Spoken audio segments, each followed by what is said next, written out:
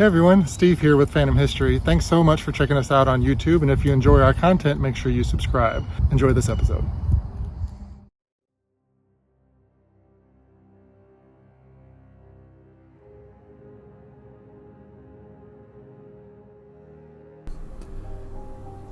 As she sat in her vehicle, talking with a co-investigator, Taryn Kerper suddenly silenced her companion. Bringing her finger to her lips quickly, she encouraged him to quit speaking. "Listen," she told him. As the two sat there, they heard a rumbling in the distance. "That's not thunder," they both agreed. They were right. It was a clear night, and there were no storms nearby. But they continued to listen, and after a few moments, they heard the distant rumbling once again. Fortunately, Taryn had turned on her audio recorder, which picked up some of the sounds. The two were parked near the historic Gettysburg Battlefield and had planned to do an extensive paranormal investigation on the field and in the nearby historic section of the city. But the paranormal evidence showed up before they were even ready to begin their investigation. The rumbling they heard, they decided, was cannon fire. The cannon fire of the Gettysburg Battle that was a turning point in the United States Civil War. Cannon fire that was originally fired more than 150 years before. I'm Steve Blanchard. Welcome to Phantom History.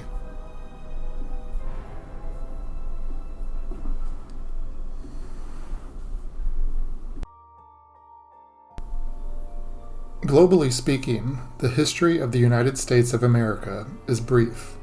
Spanning just 2.5 centuries, the country is young compared to its European counterparts, for example. But in its short life, the country has had its fair share of historical events that still resonate today. Some, like the Gettysburg Battlefield, resonate in a paranormal sense. On July 1st, 1863, Union and Confederate soldiers clashed at what would become a turning point in the American Civil War. The Battle of Gettysburg lasted 3 days, and tens of thousands of soldiers on both sides of the conflict lost their lives. Today, the battlefield is considered one of the most haunted locations in the United States. But to understand why it's so haunted, it's important to understand the people who experienced that day firsthand and how the battle became to be. Historian and Gettysburg reenactor Dustin Heisey has studied the battle for years and offers a glimpse into the people and the conditions present during that fateful battle in the summer of 1863. It was deadly. I wouldn't say it was the deadliest. There were 53,000 casualties at Gettysburg. But when you're talking about what it's like in any Civil War battle, you're talking about death in a horrific fashion.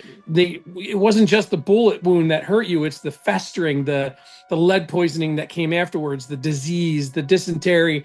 It was just all out suffering. So what you have to understand is you have Confederates that came to Gettysburg that were walked all the way from Florida. And some of these people these guys had been marching for days and days. History would record the Battle of Gettysburg as a Union victory, and that victory changed the entire course of American history, according to Heisey. The intense battle claimed lives on both sides of the conflict. Men and horses met tragic and bloody ends, and one woman who wasn't even on the battlefield would die during the conflict. Heisey explains. So it was definitely a Union victory, and that's what I was talking about, when it comes to the turning point. So it changed the entire course, the entire scope of the war in basically into the Union's favor. There was really only one civilian that was actually killed during the Battle of Gettysburg, and that was Jenny Wade. She was shot in the lower back when she was baking bread. Yeah, so it was in and amongst them. It was through the town. It was in their house. There are homes that are shot up to this day that if you go there, the Farnsworth house has hundreds of bullet impacts up the side of the house still to this day that you can see. It's not just the killing, it's the maiming and these horrific wounds. And the heat, but there's the death of all of the animals. There were thousands of horses that were killed. And aside from that, all these people had to go to the bathroom. All these animals had to go to the bathroom. So you're talking about the smell of rotting flesh and the smell of feces and urine and everything. Gettysburg was hell on earth. More than 53,000 people died over those 2.5 days in 1863, and many believe that the trauma inflicted on that field has left behind an echo that has created one of the largest haunted areas in the United States, if not in the world. Taryn Kerper is a paranormal investigator and host of the podcast Paranormal Brew. She has a special love for Gettysburg. She's investigated it multiple times and says that each time she visits, she finds evidence of paranormal activity. In fact, evidence of the paranormal has existed at Gettysburg long before modern-day investigations. Taryn refers to a quote from Commander Joshua Chamberlain of the 20th Maine, who is credited with defending Little Round Top, a hill on the battlefield, when he ordered his men to advance on the Confederate soldiers with nothing but their bayonets. That action drove the Confederates back and changed the direction of the battle to the Union's favor. Taryn shares that quote. He says, "In great deeds something abides. On great fields something stays. Forms change and pass, bodies disappear, but spirits linger to consecrate the ground for the vision place of souls, and reverent men and women from afar, and generations that know us not, and that we know not of, heart drawn to see where and by whom great things were suffered and done for them, shall come to this deathless field to ponder and dream, and lo, the shadow of a mighty presence shall wrap them in their bosom, and the power of the vision shall pass into their souls." And that was Joshua Chamberlain, October 3rd, 1889. He said that. While it's unknown how spiritual Chamberlain was, he is credited for turning the tide of the battle towards the Union victory. According to Dustin, if he hadn't changed tactics, American history would have turned out very, very differently. Heisey has a special place in his heart and in history for Joshua Chamberlain. Joshua Chamberlain, his story, and Chamberlain won the Congressional Medal of Honor for holding the extreme left flank of the entire Federal Army against attack after attack after attack. And when they had ran out of ammunition, he did the only thing that they could do. He fixed bayonets and conducted a charge down the hill into the Confederates. Had the Confederates on that flank succeeded, they would have swept down through and just cleaned out the entire Federal Army. It would have been a disaster. We could very well have had a Confederate States of America had that flank fallen that day. Through her own investigations, Taryn has found proof of what she says are spirits who still linger on that battlefield. One of her most compelling pieces of evidence is a photograph that she says captures a faint apparition of what appears to be a Civil War-era soldier. Taryn has shared the photo with other experts in the field, and a vast majority support her claim that she indeed caught the spirit of a Civil War soldier. What remains unclear is whether the spirit fought for the Union or the Confederacy. She tells us how she caught the apparition and what she thinks it is. Well, the picture, I'm taking a photo of the railroad cut, looking away from town, and looking away from the town of Gettysburg.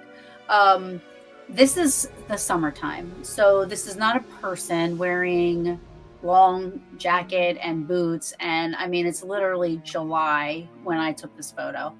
I do have other photos, and if anybody's ever interested, to what it looks like a person on the railroad tracks, and people are wearing tank tops and shorts, and they're pink and blue and white and yellow and happy, and there's kids, and you can tell the difference between a real person and what was there. It's believed to be a soldier. I gave this photo to Mark Nesbitt, who is also, he writes Ghosts in Gettysburg. He has like about 10 books written about that. So he's an author. He was, I believe, either a part guide or somebody that, is a historian, all that stuff. I mean, he's great. So I gave the photo to him. And I also gave it to a few other people in town to analyze. And it took probably about a year for anybody to get back to me. And Mark Nesbitt said that he's, obviously we can never be 100% sure in what we're looking at. But he said I have it. because I was very honored. But he said, I'm 99% sure you've captured an apparition of a Confederate soldier. Now, for me, I look at that, I see blue, so I'm thinking automatically it's a Union, but people think it's Confederate. The Gettysburg Battlefield is a must-visit for any paranormal investigation team, and as mentioned, Taryn has investigated it many times. She's convinced that if it's not the most haunted area in the United States, it's definitely ranked near the top. But why exactly is this battlefield in particular so haunted? Was there something specific to those 3 days in 1863 that reverberated with the paranormal? Taryn thinks so, and the care that has been taken to preserve it could also be responsible. I think because of a lot of people say tragedy, but if you, like what Dustin said, it's the heartbeat of our nation. It had what happened at Little Round Top didn't happen. Right now, we could have a Confederate States of America, right? So what these men did there was of greatness, and I think we can't forget that. Something like as 53,000 casualties in 2 days, is so significant. And I think the land holds a lot of those moments in time, whether they were men dying or men talking in between the fighting about, when they're going to get home and they're going to see their sweethearts, or the people in town that were, doing everything they could to either, shield people from the Confederacy or help the wounded. People that weren't doctors were performing. They were amputating people, and so all of that, I think, just it's like encapsulated itself in that town. The town has preserved the town so well. It's almost like you step back in time, and you feel it in the air. The Gettysburg Battlefield is large, more than 6,000 acres. And small battles happened across the acreage simultaneously throughout the conflict. Does that make some areas more haunted than others? Dustin admits that he isn't sure. In fact, he's not even sure if he believes in the paranormal, although he does say that Taryn's photo of the Civil War soldier is pretty convincing. But what he does know is that one area in particular, called the Wheat Field and covering about 19 acres, saw some of the most brutal and quick deaths of the entire Gettysburg conflict. 6,000 people essentially became casualties in this very small portion of the field. And you're talking about hand-to-hand combat. The bloody wheat field, these guys were stabbing each other with bayonets. I mean, they were punching each other in the face. I mean, it was as intimate as you can get. Investigators often catch strange lights and figures on their cameras all throughout the Gettysburg Battlefield. Disembodied voices are also a regular occurrence for many who choose to investigate here and the surrounding city. But it was one particular night that stands out the most to Taryn that gave her a small taste of what it felt like, or at least sounded like, to be on the battlefield of Gettysburg during the actual Civil War. She's convinced that she heard phantom cannon fire echoing across the field, and she caught it all on her recording device. Here's the actual recording and her co-investigators' reactions.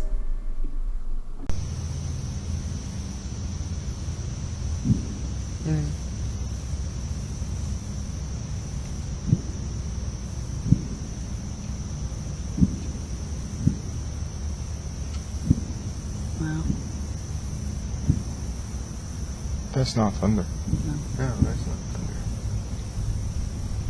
I swear that's cannon fire. It wouldn't be fireworks. Fireworks would be more constant. It's barrages. Yeah. That's legit battlefield sounds.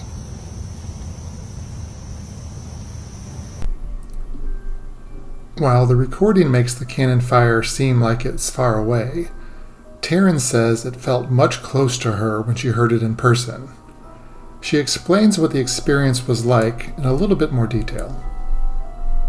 We were on Colb's Hill, we were sitting there, and all of a sudden we heard it. And unfortunately, I didn't catch a couple of the beginning, you know what I mean? But I started recording, and I was like, my God. I have heard, I call them phantom noises. So to me, that's like a phantom cannon fire. But I've heard phantom like drum roll where it'd be like the snare drum. I've heard that. But I've never heard I have chills thinking about it, because being in the moment, it's just, I captured it, but being there and hearing it with your ears, you know it's something different. It was incredible. I mean, when you listen to the recording, it sounds so far away, but it was, I mean, my car shook a couple of times. It had girth to it. So, I mean, I had my fiance listen to it. He's an Army vet. You know, he said, that's not gunfire. You know, like, that's not gunfire. It's not fireworks. Taryn has had multiple encounters with the paranormal during her investigations at Gettysburg Battlefield.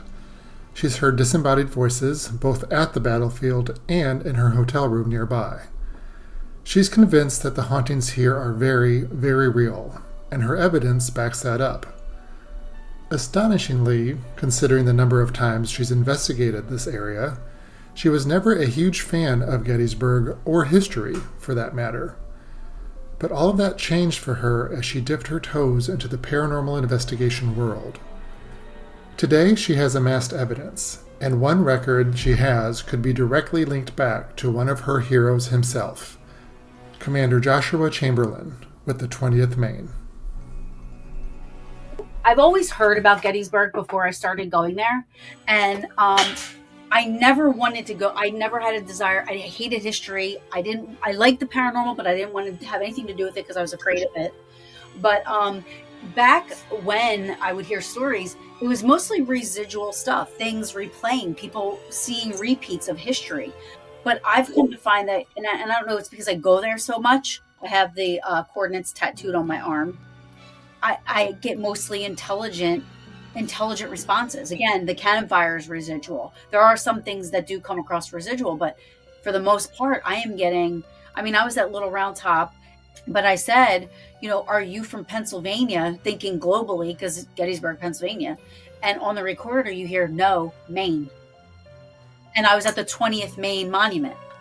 I'm so, at first I was like, what am I, an idiot? Like, why am I asking if they're from Pennsylvania when I'm at the 20th Maine Monument? If I would have said, are you from Maine? And all you heard was a, yeah. Anybody could argue that could have been my shoulder. That could have been a movement. That could have been this. It could have been that. But the fact that I got, no, Maine, at the 20th Maine Monument, it's like, what?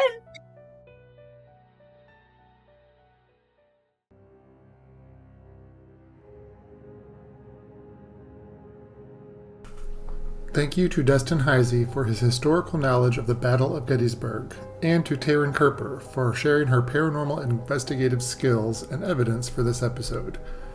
You can see and hear some of Taryn's evidence of hauntings at Gettysburg Battlefield on our website, phantomhistory.com, and on our YouTube channel at Beast and Steve. Simply search for the Gettysburg interview. This episode was written, produced, and edited by me, Steve Blanchard. Music was provided by Sean Ivers and Purple Planet Music. Coming in the next podcast, hear the full conversation I had with both Dustin and Taryn as I prepared for this episode. In those conversations, hear more about how Taryn conducts her investigations and why Dustin is so passionate about Gettysburg. Follow the podcast on Facebook, Instagram, Blue Sky, and TikTok, and visit phantomhistory.com for more photos. Remember to visit the YouTube channel Beast and Steve, where you can access all podcast episodes, behind-the-scenes interviews and videos, and explorations of haunted and themed locations. And, as always, thanks for listening.